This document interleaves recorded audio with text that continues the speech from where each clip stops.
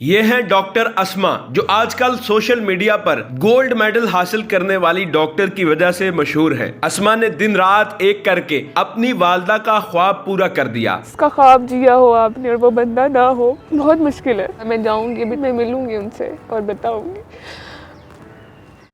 Urdu point की videos देखने के लिए हमारा चैनल सब्सक्राइब कीजिए और बेल के आइकन पर क्लिक कीजिए ताकि आप हमारी तमाम आने वाली वीडियोस से बाखबर रह सकें।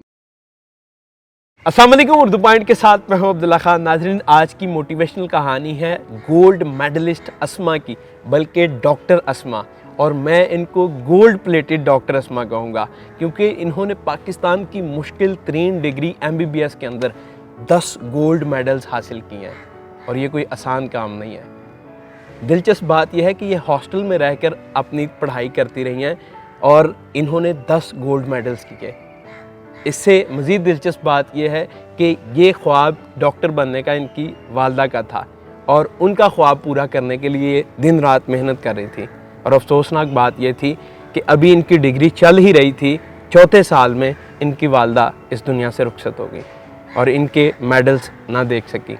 लेकिन यकीनन वो इनके ऊपर फ़ख्र महसूस कर रही होंगी। इनसे जानते हैं इनकी कहानी, ये सब काम जो हैं आपने कैसे हासिल किया, कैसे किया, इनकी कहानी इन्हीं की ज़ुबानी। बहुत अल्लाह ताला का शुक्र अदा करती हूँ कि अल्लाह ताला ने मुझे ये मुकाम दिया है और यहाँ पे मुझे आज मौका दिया है कि मैं अपनी स्टोरी बता सकूँ। तो सबसे पहले तो मैं ये बताना चाहूँगी कि मैं अगर आज इस मुकाम पे हूँ तो वो मैं सिर्फ़ और सिर्फ अपनी अम्मी की वजह से हूँ। उनका ख्वाब था, उनके ख्वाब को पूरा करते करते पता नहीं कब मैंने ज़्यादा मेहनत की और कब अल्लाह ताला मुझे इस मुकाम पे ले, मुझे पता भी नहीं चला। अगर मैं सारा क्रेडिट दूँ तो वो सारा मैं अपनी अम्मा को दूंगी। मेडिकल करने का शुरू से शौक़ था डॉक्टर बनने का? नहीं, मुझे शुरू से शौक़ नहीं था। जब FSC का टाइम शुरू हुआ कि जब मैंने FSC में एडमिशन लेना था तो अम्मा ने कहा कि प्री मेडिकल कर लो कि अगर तुम्हारा एडमिशन हो जाए तो ठीक है। फिर वो अम्मी की ख्वाहिश थी और अम्मी की खुशी थी जिसके लिए मैंने मेहनत की। हमेशा से ये लगा कि मेरा सबसे बड़ा रिवॉर्ड जो था ना वो मेरी अम्मा की खुशी थी। वो जो उनके चेहरे पे स्माइल आती थी और वो जो एक उनकी खुशी वाली आवाज़ थी वो सबसे बड़ा रिवॉर्ड थी। बेटी मेरी डॉक्टर बन रही है माशाल्लाह। हाँ, और वो मुझे इतने फ़ख्र से इंट्रोड्यूस करवाती थी ना, मतलब वो खुद भी वर्किंग वुमन थी, अपने सब कोलीग्स को, सीनियर्स को यूँ इंट्रोड्यूस करवाती थी, ये मेरी बेटी है और ये डॉक्टर बन रही है। तो वो मुझे सबसे बड़ा रिवॉर्ड लगता था कि मुझे लगता था मैंने बहुत बड़ी कोई अचीवमेंट कर ली है कि मैं अपनी अम्मी का ख्वाब पूरा कर रही हूँ। अल्लाह का शुक्र है कि आहिस्ता आहिस्ता मेहनत ज़्यादा करते गए। फिर मेडल्स मिलना शुरू हो गए? जी, फिर हर साल एक मेडल मिलता था आपको? नहीं, हर साल नहीं। जैसे अगर मेरी डिस्टिंक्शन है और साथ में पोजीशन है तो डिस्टिंक्शन का अलग से मेडल होता था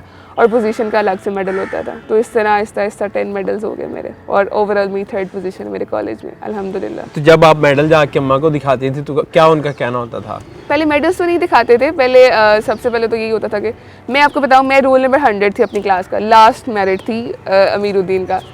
तो हमारी क्लास में क्या होता था, शुरू में टीचर्स आते थे, हु इज़ रोल नंबर 100 में खड़ी होती थी, हु इज़ रोल नंबर 1 और एक लड़का खड़ा होता था और मैं उसको इतने रश्क से देखती थी कि ये रोल नंबर 1 है, मैं रोल नंबर 100 हूँ, ये मेरे साथ क्या सलूक हो रहा है। नहीं, ये मुझे ये बताइएगा, अच्छा ऐसा होता है कि जो सबसे ब्रिलियंट है उसका रोल नंबर 1 है और जो सबसे लास्ट पे मेरिट में आता है वो 100 है? नहीं, मैं आपको बताती हूँ यार ये तो सारा गलत बात है अगर इस तरह होता है तो। नहीं, हम सब 90% वाले लोग थे, सिर्फ 0.01 0.1% से जो थोड़ा आगे पीछे हुए इस तरह रोल नंबर जी, इस तरह से हमारा मेरिट था और मैं रोल नंबर 100 और वो रोल नंबर 1 और हम दोनों 90% थे। मेरा 90.3 था, उसका 90.8 था। आप देखें 0.5% के डिफरेंस से मैं 100 हो गई, वो 1 हो गया।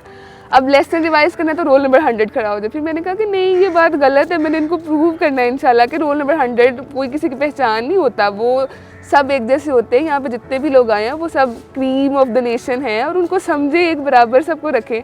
और उसके बाद आहिस्ता आहिस्ता वो मतलब मेरी अम्मा की खुशी के बाद मेरी मोटिवेशन दूसरे में रोल नंबर 100 था और फिर आहिस्ता आहिस्ता आहिस्ता अब मैं 3rd पोजीशन पे। जिसका पहला रोल नंबर था उसके पास कितने मेडल्स हैं? वो डिटेन हो गया था। अब देखिए, और आपके पास 10 है माशाल्लाह। जी अल्हम्दुलिल्लाह। सेकंड रोल नंबर के पास कितने थे? सेकंड रोल नंबर के पास भी नहीं है कोई। 3rd के पास कितने थे? एक 4th के पास? उसके पास 3। 5th के पास? 5th के पास भी नहीं है। देखें, 100 रोल नंबर और 10 गोल्ड मेडल्स, मैं तो इनको गोल्ड प्लेटेड कहूँगा माशाल्लाह। अच्छा, जब घर वालों ने देखा सारा या रिश्तेदारों ने तो उस टाइम क्या फीलिंग्स थी कि भाई सबसे पहले मैं इसके बाद में फिर मैं आपके प्रोसेस पे जाऊंगा कि वो प्रोसेस किस तरह आपने गो थ्रू किया। मेरे घर वाले बहुत खुश हैं। जैसे मेरे घर वालों में मेरी अम्मा अब्बा की तो डेथ हो चुकी है, तो ये तो बहुत दुख की बात है मेरे लिए कि मतलब मेरे लिए घर जाना भी अब तो मुश्किल होता है। लेकिन मेरी बहनें हैं वो बहुत खुश हैं और मेरे मामू खाला वगैरह सब बहुत खुश हैं। उस बाद जब मैं हॉस्टल वापस आई तो मेरा नहीं दिल चाहता था कि मैं पढ़ूँ, मतलब छोड़ दूँ सब कुछ। यानी जिसके लिए आप बन रही थी वो देख नहीं पाएगा आपको कि फाइनली जो मेरा ख्वाब था वो पूरा हो गया।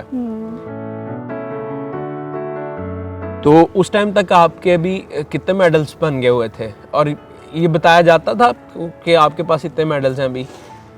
जी, वो मतलब जैसे हम डिस्टिंक्शन लेते हैं तो हमें पता होता है कि अब इसका मेडल कंफर्म हो गया। तो उस वक्त मेरे पास 5 मेडल्स थे उस वक्त भी, और 4th ईयर में मैंने अपने चारों सब्जेक्ट्स में डिस्टिंक्शन ली थी। और उसके बाद फिर फाइनल ईयर में, मतलब फाइनल ईयर मेरे लिए बहुत मुश्किल रहा है। मैंने मतलब पहली बार ज़िंदगी में हॉस्टल रह के पढ़ा है, मतलब अकेले, बिल्कुल कोई नहीं था वहाँ पर।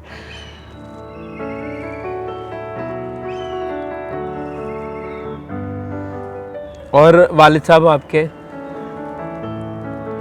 मेरे अब्बा की भी अभी मेरी हाउस जॉब के बिल्कुल स्टार्ट में 1st को मेरी हाउस जॉब स्टार्ट हुई है और 5th जून को मेरे अब्बा की डेथ हो गई।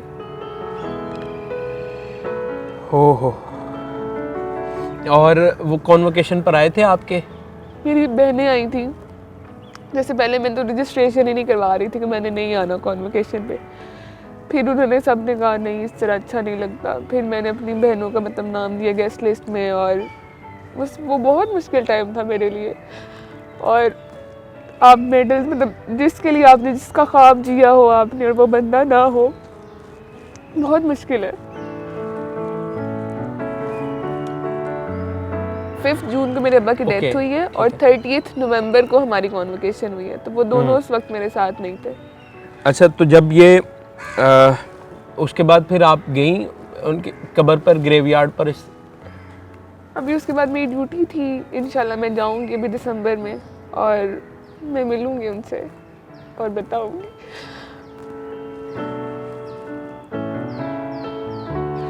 नाज़रीन,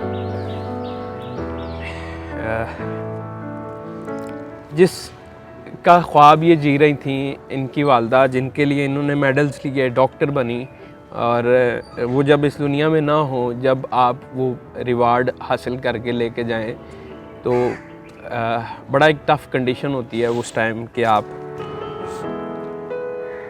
कोई भी ना हो, यानी वालिदा और वालिद दोनों, जब फसल कट जाए सारी, यानी ये हमने बोया था और ये आज हम काट रहे हैं, काटने वाला कोई ना हो, बड़ा एक टफ़ होता है। हॉस्टल के अंदर जब आप पढ़ती थी तो किस तरह मैनेज करती थी सारी चीज़ों को? बड़ा एक टफ़ होता है क्योंकि डॉक्टर बनने के लिए बड़ा एक कंफर्ट जोन चाहिए जहां आपने बैठ के पढ़ना है 6-6, 7-7, 8-8 घंटे, तो क्वाइट डिफ़िकल्ट। तो कैसे आप मैनेज करती थी? हॉस्टल में रहना मतलब मेरे लिए बहुत मुश्किल था, लेकिन फिर वो होता है ना कि आपको बस एक गोल को टारगेट करना है। तो फिर आहिस्ता आहिस्ता जब मैंने कहा कि रोल नंबर 100 से मुझे ऊपर जाना है, तो मैंने तब थोड़ा मतलब ज़्यादा पढ़ना शुरू किया। और उसके बाद फिर 4 to 6 आवर्स तो हम तब रूटीन में पढ़ते हैं, लेकिन जब प्रॉफ होता है उस वक्त तो मतलब प्रॉफ की प्रेप में, हमारे सेंडअप्स की प्रेप में, और उसके बाद प्रॉफ के दौरान जो कि हमारा 1-2 महीने चल जाता है, उस सब के दौरान बहुत ज़्यादा मतलब ना खाने पीने की होश, ना दिन रात का होश, बस किताबें हैं और आप हैं, और बस ये सिलेबस सारा कवर हो जाए, और मैं जब कोई क्वेश्चन आए, कोई क्वेश्चन कोई पूछ रहा हो तो मुझे बस अब आता हो, तो बस इस सब में लगे रहते हैं। ना कोई सेहतों की होश होती है, ना नींद की, ना किसी और चीज़ की।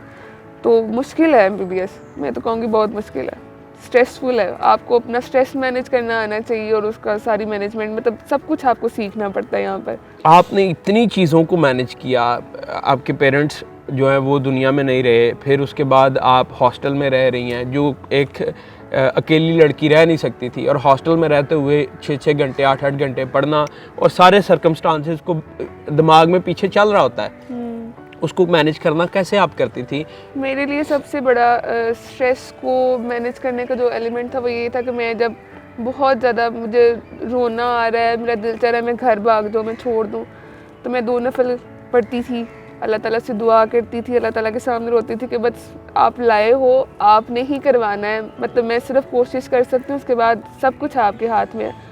और दूसरा मतलब वो इंसान की में होता है ना कि मुझे जवाब आए कोई, तो उसके बाद मैं कुरान खोलती थी, तो मुझे थोड़ा बहुत तर्जमा खुद भी आता, और वो जब पढ़ती थी ना तो मुझे लगता था कि अल्लाह ताला मुझे आंसर कर रहे हैं, कोई ऐसी आयत सामने आ जाए जिससे आप पढ़ के पुरसुकून हो जाए, या कुछ सुन लें आप ऐसा कि उसे पढ़ के पुरसुकून हो जाए।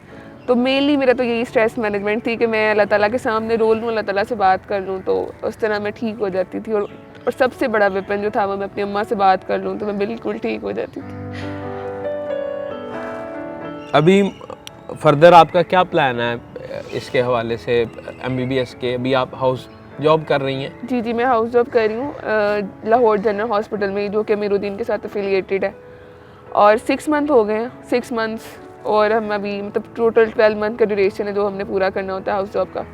उसके बाद फर्दर मेरा इरादा है कि इंशाल्लाह मैं रेडियोलॉजी में जाऊंगी, इंटरवेंशनल रेडियोलॉजी में। अब आगे मैं पाकिस्तान में रहूंगी, अल्लाह ताला मुझे कहीं और ले जाएंगे ये मुझे नहीं पता, लेकिन इंशाल्लाह मैंने आगे रेडियोलॉजी में कंटिन्यू करना है। वालदा को आपकी क्या हुआ था, किस वजह से वो इंतकाल कर गई, और वालिद भी?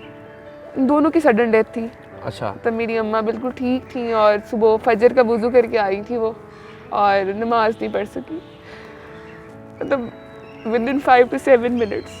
तो रेडियोलॉजी में फिर अब जाने का क्या एक सर्टन, यानी आपके? मुझे ऐसा लगता है कि मतलब रेडियोलॉजी में ना लीस्ट इन्वेजिव फील्ड है। जैसे इंटरवेंशन रेडियोलॉजी है, उसमें डिफरेंट प्रोसीजर्स हो रहे हैं, आप दिल के डिफरेंट ऑपरेशंस जो हैं वो उसके ज़रिए, जो कैबेज या कुछ कैबेज की जगह आप कोई स्टेंटिंग वगैरह या इस तरह से, वो सारी चीज़ें जो है ना वो रेडियोलॉजी से हो रही हैं। जैसे कैमरे वाला ऑपरेशन जिसको कह सकते हैं, जिसमें आर्टरी के थ्रू आप जा रहे हैं और आप जाके वहाँ पे सारा कुछ फिक्स कर रहे हैं। सर्जरी का स्ट्रेस मुझे मुश्किल लगता है कि इतना खून और सारा कुछ मैं नहीं बर्दाश्त कर सकती, और मेडिसिन में भी बहुत स्ट्रेस है, इतने सिक पेशेंट आते हैं, तो मुझे ऐसा लगता है कि रेडियोलॉजी में मैं थोड़ा सा इससे दूर रहूँगी तो बेहतर रहेगा मेरे लिए।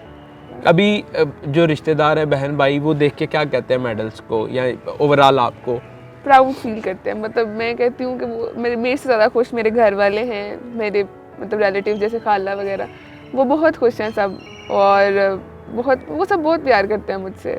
मतलब मैंने बताया ना, अब घर का छोटा बच्चा थी तो मुझे बहुत प्यार मिला हुआ है, तो वो सब मेरी कामयाबी को अपनी कामयाबी समझ के सेलिब्रेट करते हैं। एक मेडल लेने के लिए क्या करना पड़ता है, कितना पढ़ना पड़ता है, उसका क्राइटेरिया क्या है? बेसिकली मैं ये जानना चाहूँगा। बेसिकली जो इसका ओवरऑल क्राइटेरिया जो यूनिवर्सिटी ने सेट किया है वो ये है कि अगर आप किसी सब्जेक्ट में 85% से ज़्यादा मार्क्स लेते हैं तो उस पर आपको एक मेडल अवार्ड किया जाता है, और उसके बाद अगर आपके उसी सब्जेक्ट में हाईएस्ट मार्क्स हैं, लाइक अगर आपने 85% तो ले लिया, उसके बाद आप 90% ले लेते हैं तो उसका एक मेडल अलग से होता है। और उसके बाद कुछ सब्जेक्ट्स ऐसे हैं जिसमें ऑनरेरी मेडल्स मिलते हैं। ऑनरेरी मेडल्स हैं जिसका इस तरह से होता है कि किसी डॉक्टर ने उस फील्ड में बहुत अच्छा कुछ किया हुआ है तो उसके नाम पे भी मेडल मिल जाता है आपको।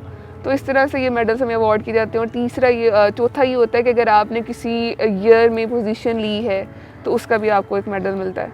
तो इस तरह ये टोटल मिला के 5 ईयर्स का जो टोटल टेन्योर होता है उसके टोटल मेडल्स हमें कॉन्वोकेशन पे अवार्ड किए जाते हैं, और उसकी बेस पे हमारी पोजीशन बनती है कि टोटल 5 साल में हमने कितने मार्क्स लिए हैं टोटल में से, तो उसी की बेस पे ये सारा कुछ। इसके ऊपर कोई वैसे भी रिवॉर्ड मिलता है यूनिवर्सिटी में? अगर जैसे मेरी यूनिवर्सिटी में ये था कि अगर आप 4 CGPA ले लेते हैं तो आपको फ़ीस माफ़ हो जाएगी, 3 पॉइंट इतने ले लेंगे तो इतने % आपकी फ़ीस माफ़ हो जाएगी। ऐसा कुछ नहीं होता, बल्कि मैं तो कहती हूँ डॉक्टर्स के लिए बहुत मुश्किल कर दिया, कंपटीशन हमारे लिए बहुत ज़्यादा है, और मतलब इतने क्राइटेरिया, BHU करें, मतलब डिस्टिंक्शन सिर्फ 2 काउंट होंगी, हम चाहे 10 या 12 17 सब्जेक्ट सब में ले लें तब भी सिर्फ 2 काउंट करेंगे।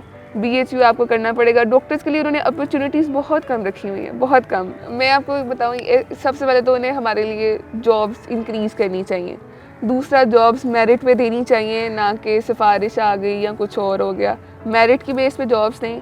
तीसरा ये जो हमारा फर्दर इंडक्शन जो हमने स्पेशलाइजेशन करना होती है उसके लिए एक इंडक्शन क्राइटेरिया, उसमें थोड़ी सी मॉडिफिकेशन करें कि जो स्टूडेंट पहली अटैम्प्ट में और इतने अच्छे से पढ़ रहे होते हैं और डिस्टिंक्शन ले रहे होते हैं उनको कुछ फ़ायदे हासिल हो। ये ना हो कि हमने 5 साल भी इतनी मेहनत की और बाद में भी हमें खबार होना पड़े, हमें इंडक्शन नहीं मिल रही, हमें जॉब नहीं मिल रही और हम घर बैठ के सिर्फ स्ट्रेस ले रहे हैं कि इतनी मेहनत हमने क्यों की थी। इस चीज़ पे गवर्नमेंट को ज़रूर कुछ करना चाहिए कि ताकि पाकिस्तान में हम अगर रहना चाह रहे हैं तो हम स्टेबल हों, ये ना हो कि हम बस दुखी रहें कि हम पाकिस्तान में क्यों रह रहे हैं। बेहतरीन। जितने भी लोग देख रहे हैं, पेरेंट्स देख रहे हैं, बच्चे देख रहे हैं जो डॉक्टर बनना चाहते हैं, पेरेंट्स देख रहे हैं जो अपने बच्चों को डॉक्टर बनाना चाहते हैं, टीचर्स देख रहे हैं जो बच्चों को पढ़ा रहे हैं, उन सबको ओवरऑल क्या पैगाम देना चाहेंगे अपनी फील्ड के हवाले से या overall? Over to you. Students के लिए तो सबसे पहले ये है कि आप अपने हिस्से का काम करें और अपनी मेहनत करें, कोशिश करें और बाकी अल्लाह ताला पे छोड़ दें। और मतलब ये नहीं कि आपने कंसिस्टेंट रहना है, शॉर्टकट कोई नहीं होता कामयाबी का। हमेशा अपने आप को मुतमिन करें, ये नहीं शॉर्ट बुक्स पढ़ ली या ये कर लिया वो कर लिया, आपने प्रॉपर सारा करना है अपना काम।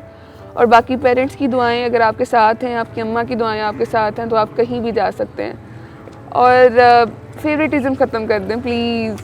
मतलब मुझे ऐसा लगता है कि फेवरेटिज़म की बेस पे बहुत से स्टूडेंट्स जो है ना वो सफ़र करते हैं। अच्छा, एक चीज़ मैं आपसे जानना चाहूँगा, वेरी इंपॉर्टेंट, जो कि पेरेंट्स का ख्वाब होता है कि अपने बच्चों को डॉक्टर बनाना है, लेकिन बच्चा किस सफरिंग से गुजर रहा है नो वन नोज़, क्योंकि बच्चा अपना इंटरेस्ट जो है उसको सेक्रीफाई करके वालिदैन के इंटरेस्ट के ऊपर चलना शुरू हो जाता है। क्या आप अपने बच्चों को डॉक्टर बनाना चाहेंगी या उनको ये कहेंगी कि भाई जो आपका दिल करता है वो करें? गो। मैं उन्हें यही कहूँगी कि जो करना चाहते हो वो करो, बाद में मुझे ब्लेम नहीं देना। अपना स्ट्रेस आपने खुद मैनेज करना है, अपने सारे चैलेंजेस आपने खुद फेस करने हैं। तरीका तो सिखाएंगी ना स्ट्रेस मैनेज तरीका मैं सिखाऊंगी इंशाल्लाह, लेकिन मैंने ये इम्पोज नहीं करना कि तुमने डॉक्टर ही बनना है। जो उनका दिल चाहेगा, जो उनको सही लगेगा अपने लिए, वो करेंगे। बहुत शुक्रिया डॉक्टर साहिबा, थैंक यू सो मच।